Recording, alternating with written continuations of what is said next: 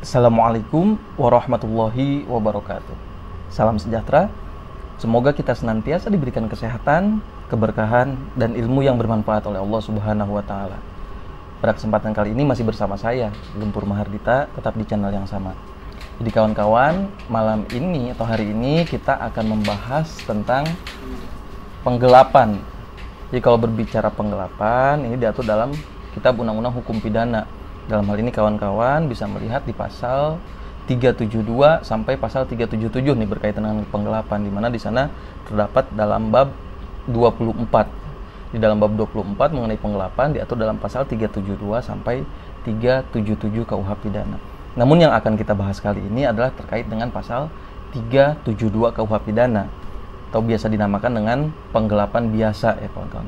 Bagaimana tadi telah dijelaskan bahwa ketika berbicara penggelapan ada yang disebut dengan penggelapan biasa sebagaimana diatur dalam pasal 372 KUH Pidana. Ada juga penggelapan ringan. Kawan-kawan bisa melihat di pasal 373 KUH Pidana atau penggelapan dengan pemberatan sebagaimana diatur dalam pasal 374 KUH Pidana. Kita kembali kepada pembahasan di mana kita hanya akan membahas pasal 372 KUH Pidana atau penggelapan biasa. Di dalam pasal tersebut diatur bahwa barang siapa yang dengan sengaja dan melawan hukum memiliki suatu barang yang seluruhnya ataupun sebagian adalah milik orang lain, tetapi ada dalam penguasaannya atau ada dalam kekuasaannya bukan karena kejahatan. Jadi diancam karena penggelapan, tindak pidana tersebut ancaman penjaranya maksimal adalah 4 tahun penjara atau denda sebanyak-banyaknya Rp900 kawan-kawan. Nah, jadi ketika berbicara penggelapan itu tata cara mendapatkan barangnya bukan karena kejahatan, bukan karena mencuri ataupun bukan karena perampokan ya kawan-kawan. Jadi mendapatkan barangnya bukan karena kejahatan. Nah, agar lebih konkret kita coba hadirkan satu contoh terkait dengan tindak pidana penggelapan. Jadi kita ambil contoh misalkan si A dengan si B. Dalam hal ini si A si B sudah saling kenal sebelumnya, sudah terjalin hubungan baik. Nah, kemudian si A ini adalah merupakan pemilik sepeda motor. Nah, karena si B ini sudah kenal dengan si A dan ada hubungan baik, maka si B memberanikan diri untuk meminjam sepeda motor tersebut. Lalu dipinjamkanlah oleh si A kepada si B.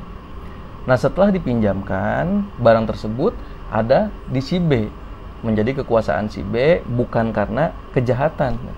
Jadi cara mendapatkannya tadi bukan karena kejahatan.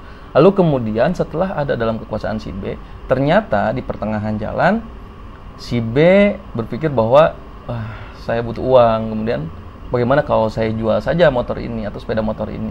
Lalu kemudian tanpa pikir panjang lagi karena terdesak kebutuhan tadi misalkan atau karena hal-hal lain, si B kemudian menjual sepeda motor tersebut tanpa si pengetahuan si A. Nah, ketika sudah terjadi jual beli, lalu kemudian tanpa diketahui oleh si A, si B itu telah menjual motor, maka itu sudah terjadi penggelapan kawan-kawan. Si B bisa diancam dengan pidana penjara maksimal 4 tahun penjara atau denda sebanyak-banyaknya Rp900. Jadi cukup sekian yang dapat disampaikan dalam video singkat kali ini. Semoga bermanfaat, semoga kita senantiasa diberikan kesehatan, semoga kita terus mencoba untuk dapat memanfaatkan diri bagi diri kita sendiri, bagi keluarga maupun bagi masyarakat pada umumnya. Wassalamualaikum warahmatullahi wabarakatuh.